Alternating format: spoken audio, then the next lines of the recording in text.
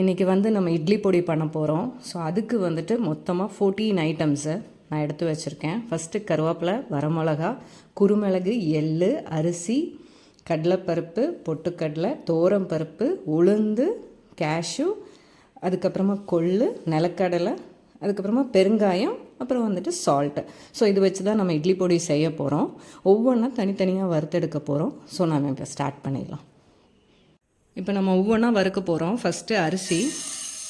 இதோட மெஷர்மெண்ட்ஸ் எல்லாமே நான் டிஸ்கிரிப்ஷனில் உங்களுக்கு கொடுத்துடுவேன். ஸோ அந்த மெஷர்மெண்ட்டில் பண்ணிங்கன்னா உங்களுக்கு ரொம்ப ஈஸியாக இருக்கும். பெருங்காயம் போட்டுடலாம். இப்போ ரைஸ் பார்த்தீங்கன்னா நம்மளுக்கு நல்லா பொரிஞ்சிருச்சு. அந்த ப்ரௌன் கலர் ஆகிடுச்சு பாருங்கள். ஸோ இந்த ஸ்டேஜ் வரைக்கும் நம்ம வறுக்கணும். இப்போ நம்ம உளுந்து வறுத்துடலாம்.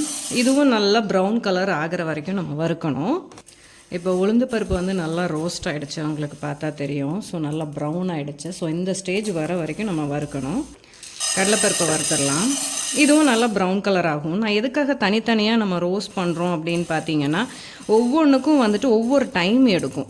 ஸோ அதனால தான் நம்ம தனித்தனியாக வறுக்கிறோம். அது அப்போ இன்னும் நம்மளுக்கு என்ன ஆகும்னா, நம்மளுக்கு கரெக்டான பதத்துக்கு வந்துடும் இட்லி பொடி. அதனால தான் நம்ம தனித்தனியாக வறுக்கிறோம். இப்போ கடலைப்பருப்பு பார்த்திங்கன்னா நல்லா ரோஸ்ட் ஆகிடுச்சு பாருங்கள். இந்த ஸ்டேஜ் வரைக்கும் கொள்ளு போட்டுடலாம். வெடிக்கிற சவுண்டு கேட்குது பார்த்தீங்களா? ஸோ நம்மளுக்கு ஆயிடுச்சு. இப்போது துவரம்பருப்பு போட்டுடலாம். நெக்ஸ்ட் இது வந்துட்டு இன்னும் ப்ரௌன் கலர் ஆகணும். துவரம்பருப்பும் நம்மளுக்கு இதாக ரோஸ்ட் ஆகிடுச்சு.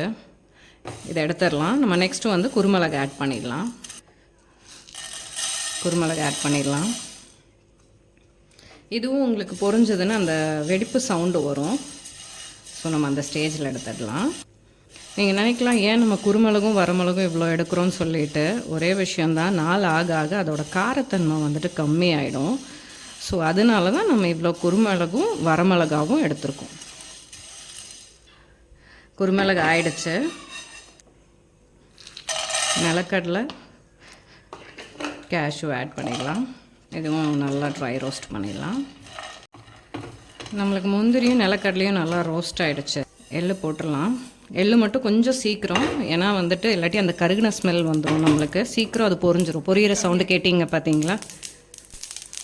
எள்ளு ஆயிடுச்சு, போதும். பொட்டுக்கடலை ஆட் பண்ணிடலாம். நெக்ஸ்ட்டு பொட்டுக்கடலையும் ரோஸ்ட் ஆகிடுச்சு.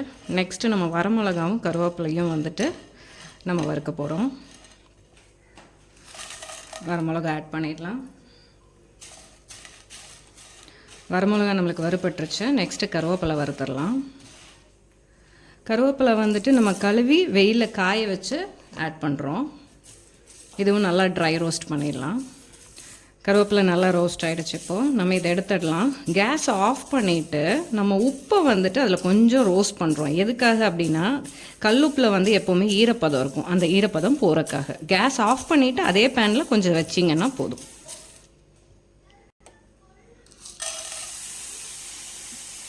அந்த ஈரப்பதம் இருக்கிறதுனால தான் அந்த சவுண்டு. அந்த ஈரப்பதம் மட்டும் போகட்டும், போதும். அவ்வளோதான். இனி எல்லாம் ஆறுனதும் நம்ம மிக்ஸி ஜாரில் போட்டு அரைச்சிட்டோன்னா முடிஞ்சது. அவ்வளோதான். உப்பு இதாகிடுச்சு உங்களுக்கு. இட்லி பொடி நம்மளுக்கு இப்போ ரெடி ஆகிடுச்சு. பார்த்தீங்களா? நல்லா நம்ம கிரைண்டும் பண்ணிட்டோம். அவ்வளோதான்.